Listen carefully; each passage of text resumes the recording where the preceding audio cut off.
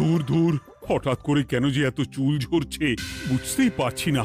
কতদিন হয়ে গেল চুল ওঠা আর থামছেই না। না, এমন হতে থাকলে তো মাথায় টাক পড়ে যাবে। না না না, আজ রাজবৈদ্যের কাছে পরামর্শ নিতে হবে। কি ব্যাপার মহারাজ, আজ আপনাকে এমন চিন্তিত দেখাচ্ছে কেন? জীবনে বড় দুঃখ গোপাল, মন মেজাজ একদম ভালো নেই। সে কি, কি হয়েছে মহারাজ? গোপাল থাকতে দুঃখ কিসের? আর বলো না, মাথার চুলগুলো আজকাল ঝড়ে পড়া পাতার মতো পটপট করে ঝরে যাচ্ছে। আমি তো জানি কেন এমন হচ্ছে, কিন্তু এখনই মুখ খুললে চলবে না। আর একটু বেশি বিপদ বাড়লে তখন মাঠে নামবো। তাই বলুন। এ তো খুব ছোট ব্যাপার, চুল ঝরলে টাক পড়বে, আর সেটা পড়া কত ভালো জানেন? কথায় আছে, যত বড় টাক তত বেশি টাকা। তুমি চুপ করো তো বাপু। যদি টাক থাকলেই টাকা হতো, তাহলে তোমার টাকা কোথায়? যেটা বোঝো না সেটা নিয়ে কথা বলো না। তাই না তাই, মহারাজের ঝরছে চুল, চিন্তার ভাঁজ মাথায়। গোপাল যতই চেষ্টা করুক, চিড়ে ভিজবে না কথায়। তোমরা সকলে থামো তো দেখি। ও রাজবৈদ্য, তুমি এর কিছু উপায় বলো। আগে মহারাজ, অনেক সময় দেহে ওই লৌহের পরিমাণ কমে গেলে এমন চুল ঝরে। আপনি বরং পালং শাক, ওই কিশমিশ, কলা ও আরো কিছু ফল আমি বলে দিচ্ছি, সেগুলো বেশি করে খান। আচ্ছা আচ্ছা আচ্ছা, তবে তাই করে দেখি।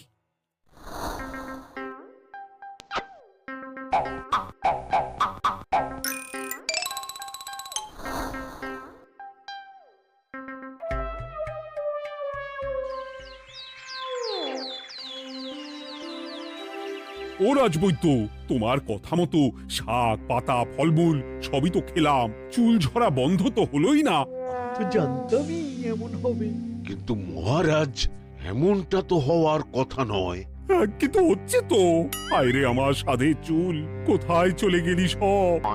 এর জন্য তুমি দায়ী। তুমি এর জন্য শাস্তি পাবে বৈদ্য।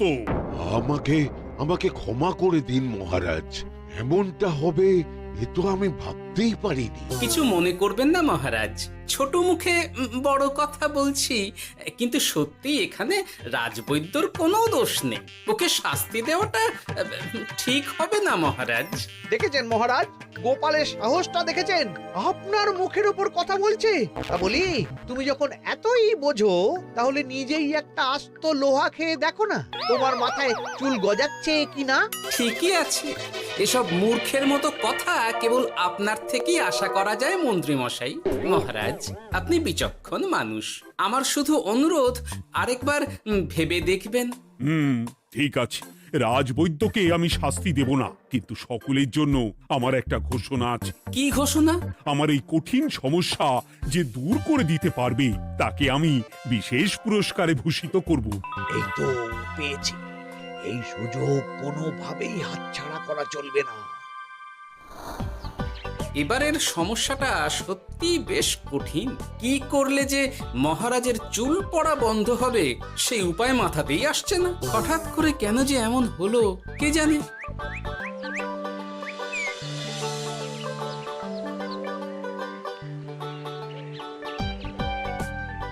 ও মা, তুমি এসে গেছো?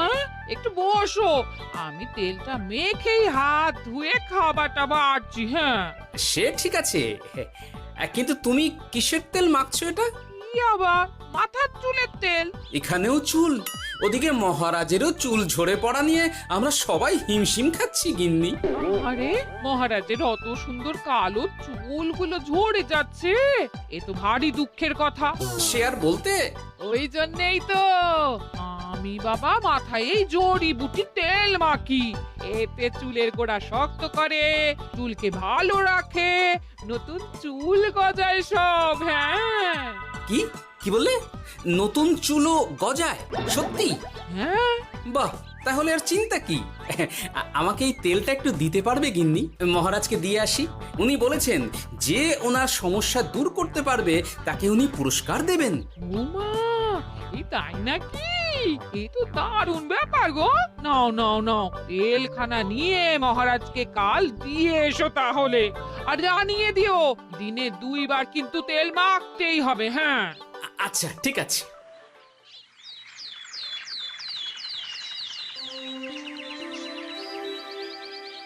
কোনো উপায় খুঁজে পেলে তোমরা?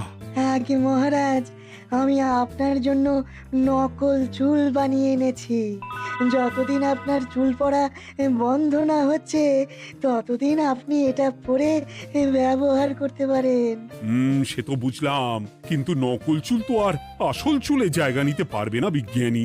আসল চুলের কথা ভেবে আমি আপনার জন্য কেশুত্তে পাতা এনেছি মহারাজ। আচ্ছা বেশ। তা গোপাল, খুব তো আগের দিন বকবক করছিলে, তুমি কি এনেছো শুনি? সেটা যথাসময়ে দেখতে পেয়ে যাবেন মন্ত্রী মশাই। এটা জড়িবুটি তেল মহারাজ।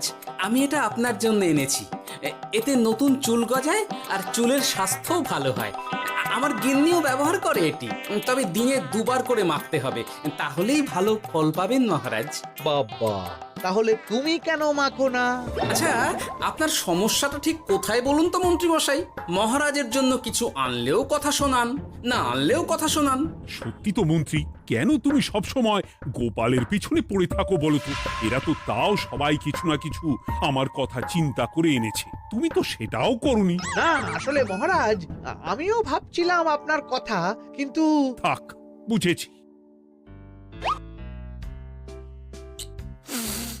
আহ, দারুণ। তেলের গন্ধটাও খুব সুন্দর। গোপাল, তোমায় অনেক ধন্যবাদ। আশা করছি ব্যবহার করলে খুব ভালো ফল দেবে। একদম দেবেই মহারাজ। দূর বাবা, ভেবেছিলাম এক হলো আর এক। কোথা দিয়ে যে গোপালটা মাঝখান দিয়ে এসে নাক গলিয়ে ঢুকে পড়ে, খুব শক্ত পুরস্কার নেওয়ার। দেখাচ্ছি মজা।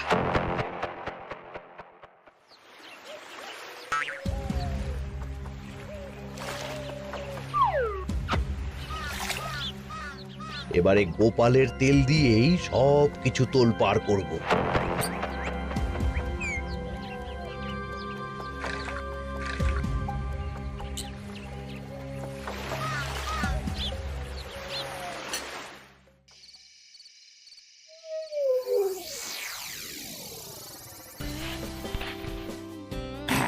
ব্যাস, হয়ে গেল 2 বার মাখা।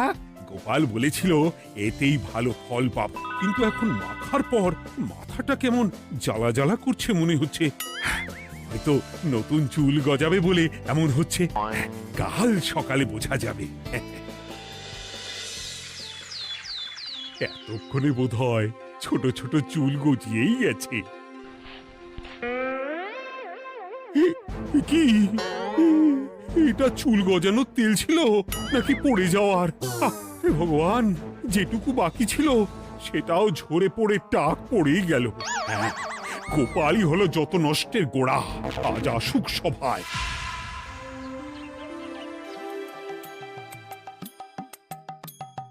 এই যে এখন এলেন উনি। ও কি মহারাজ, আপনি এমন কাপড় মাথায় জড়িয়ে বসে আছেন কেন? তুমি আর এমন প্রশ্ন জিজ্ঞাসা করো না গোপাল, তোমার দয়াতেই মহারাজের এমন অবস্থা। মানে? মানেটা আমি তোমায় দেখাচ্ছি, দাঁড়াও। এই যে গোপালের দেওয়া তেল মেখেই আমার এমন হয়েছে, আর তার জন্য আমি তোমাকে কোনোদিনও ক্ষমা করব না গোপাল। বিশ্বাস করুন মহারাজ, আমার গিন্নিও মাখে এই তেল, কিন্তু এমন কিছু তো এখনো পর্যন্ত ঘটেনি। আমি আর কিচ্ছু শুনতে চাই না। আমার মাথা ভর্তি চুল আমি ফেরত চাই। যতদিন না আমার মাথার সব চুল ফিরে আসছে ততদিন আমি তোমার মুখও দেখতে চাই না। মহারাজ, আপনার কোনো চিন্তা নেই, আমি তো আছি। এবার এই সমস্যার একটা সমাধান আমি করেই ছাড়বো। কি ব্যাপার, মন্ত্রী মশাই এত লাফাচ্ছে কেন? এসবের পেছনে আবার ওনার হাত নেই তো?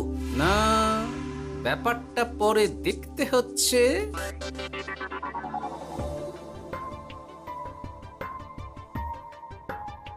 আমি বলি কি মহারাজ, এই সময়টা বরং আপনি নকল চুলটা মানে মানে পরচুলা ব্যবহার করুন। হ্যাঁ, অগত্যা, কিছু তো একটা গন্ডগোল আছেই।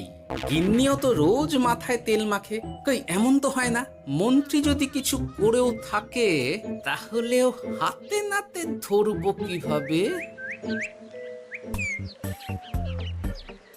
ও কি গো গোপাল দাদু, এখন এই সময় তুমি রাজসভা ছেড়ে এখানে? তোদের দাদু আর রাজসভায় যাবে না রে? কি বলছো গো? কেন? আর কেন, বিনা দোষে এমন শাস্তি। তোমায় শাস্তি দিয়েছে, তুমি শুধু বলো কে তোমার সাথে কি করেছে, বাকিটা আমরা বুঝে নিচ্ছি। আচ্ছা বলছি, কৃষ্ণনগরের মন্ত্রী মশাইয়ের বাড়িটা কোন দিকে একটু বলতে পারবেন? কৃষ্ণনগরে নতুন নাকি? আগে তো আপনাকে কখনো দেখেছি বলে মনে পড়ছে না। হ্যাঁ, আমি এখানে থাকি না, আমি এখানে আমার কাজে এসেছি, তাই মন্ত্রী মশাইয়ের বাড়ির ঠিকানাটা যদি একটু বলে দেন। নিশ্চয়ই, এ পথ দিয়ে সোজা চলে যান, তারপর কিছুটা ডান দিকে গেলেই পেয়ে যাবেন। আচ্ছা, অনেক ধন্যবাদ। ভিন গাঁয়ের লোক মন্ত্রী মশাইয়ের বাড়িতে, ব্যাপারটা বেশ সন্দেহজনক লাগছে। এই এই গুলটে ন্যাপলা, তোরা তোরা দুজন একটু আড়াল থেকে দেখতো লোকটা মন্ত্রী মশাইয়ের বাড়িতে ঠিক কি জন্য এসেছে, তারপর আমায় খবর দিস। ঠিক আছে গোপাল দাদু। তোমার আবার এখানে আসার কি দরকার ছিল? আমি তো বলেছি যে আমি ঠিক গিয়ে তোমার পাওনা গন্ডা মিটিয়ে দেবো। মিটিয়ে দেবে? কতদিন হয়ে গেছে জানেন? দেখো, হয় আমার কীটনাশক আর সার সব ফিরিয়ে দিন, নয়তো আমার জিনিসের দাম মিটিয়ে দিন। কীটনাশক, সার আর কি করে ফেরত দেবো বলো? ও তো সব পুকুরের জলে মিশে গেছে। ওসব আমি জানি না, আমার পাওনা গন্ডা মিটিয়ে দিন, ব্যাস। চল চল, এখনই তাহলে গোপাল দাদুকে গিয়ে সব জানাই। চল চল। দাদু, ও গোপাল দাদু। তোরা এসে গেছিস? আয় আয় আয় আয় আয়। মন্ত্রী মশাইয়ের মুখ থেকে অনেক খবর পেলাম। তাই নাকি? কি শুনি? মন্ত্রী মশাই ওই লোকটার কাছ থেকে অনেক কীটনাশক সার নিয়েছে, কিন্তু এখনো জিনিসের দাম মেটায়নি। হ্যাঁ, ওই জন্যই তো মন্ত্রী মশাইয়ের উপর লোকটা খুব লেগেছিল, হুমকিও দিয়েছে 1 সপ্তাহের মধ্যে জিনিসের দাম সব মিটিয়ে দিতে হবে। তাই নাকি? কিন্তু কীটনাশক সার নিয়ে মন্ত্রী মশাই কি করবে? সেটা তো বলতে পারবো না দাদু। তবে হ্যাঁ, মন্ত্রী মশাই ওই লোকটাকে বলছিল যে ওই সব কীটনাশক সার পুকুরের জলে মিশে গেছে। কি বললি? পুকুরের জলে? আচ্ছা, এবার দুয়ে দুয়ে 4 করা গেল।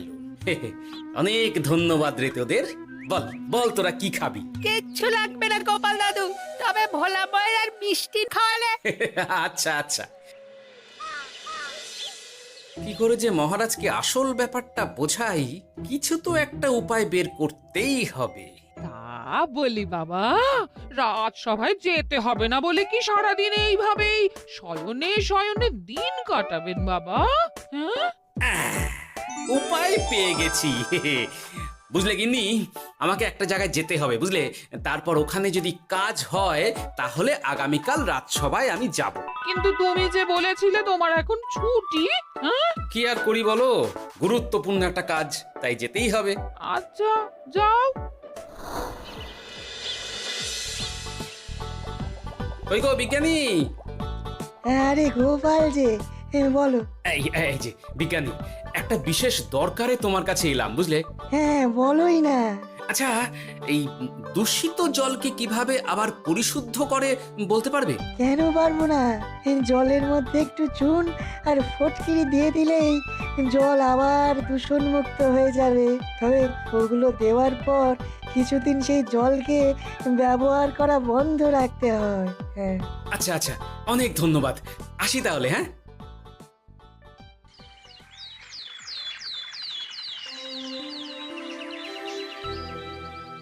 ছায়া পড়েছে, ছায়া পড়েছে। আমি বেশ বুঝতে পারছি তার ছায়া পড়েছে এখানে। কার ছায়া পড়েছে?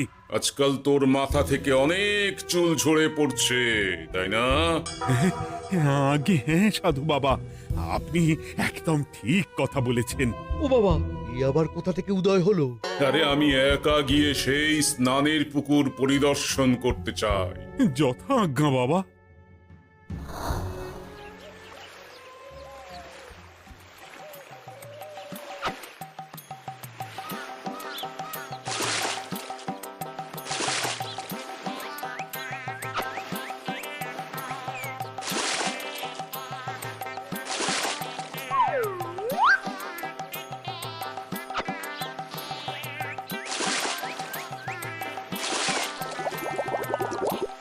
যাক বাবা, মোটামুটি সপ্তাহখানেক এভাবে থাকলেই পুকুরের জল আবার আগের মতো পরিষ্কার হয়ে যাবে। এবার শুধু মহারাজকে একটু বুঝিয়ে বললেই হয়ে যাবে।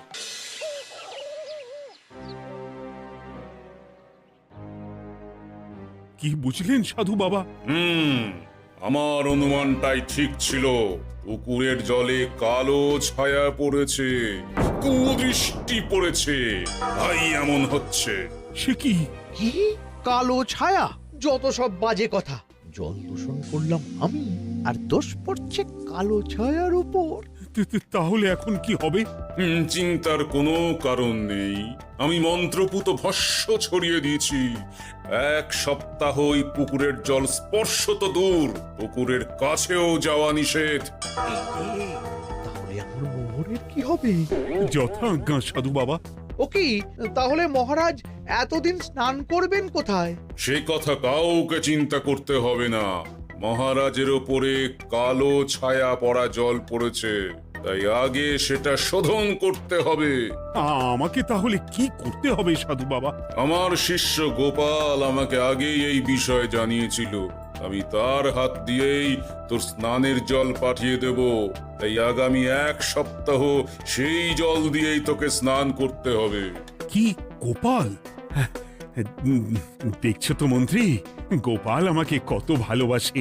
আমি ওকে কত কথা শোনালাম, কিন্তু না না না না, কাল থেকেই আমি আবার গোপালকে রাজসভায় ডেকে আনবো। আমি আসছি, আমার কাজ হয়ে গেছে। আর হ্যাঁ, তোর স্নানের পুকুরের চারিদিকে প্রহরীর বন্দোবস্ত কর। কাক পক্ষীও যেন ওখানে প্রবেশ করতে না পারে। আচ্ছা বাবা, আচ্ছা।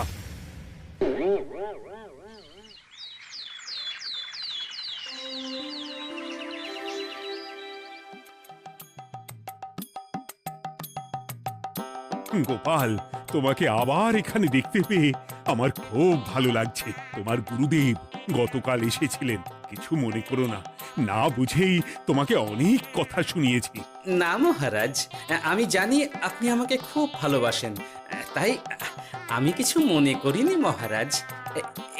এই নিন, আমি আপনার স্নানের জল এনেছি। হ্যাঁ হ্যাঁ হ্যাঁ, দাও দাও দাও।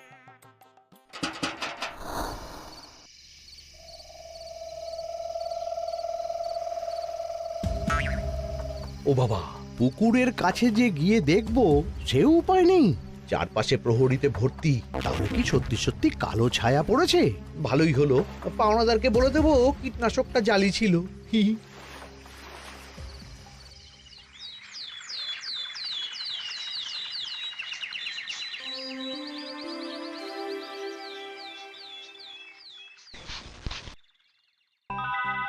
এই তো আমার সেই পুরনো কালো চুলগুলো আবার ফিরে এসেছে। আহা, কি যে আনন্দ হচ্ছে দেখে। আজ 1 সপ্তাহ সম্পূর্ণ হলো। গোপালের জন্য আমার স্নানের পুকুর থেকে কালো ছায়া দূর হয়েছে। আমাকে এই সমস্যা থেকে দূর করার জন্য আমি গোপালকে 100টি মোহর উপহার দিতে চাই। ধন্যবাদ মহারাজ। দূর, আমার আর ভালো লাগে না। সব সময় গোপালই মোহর পায়, এটা তো আমার পাওয়ার কথা ছিল। এদিকে আজকে পাওনাদারও আসবে।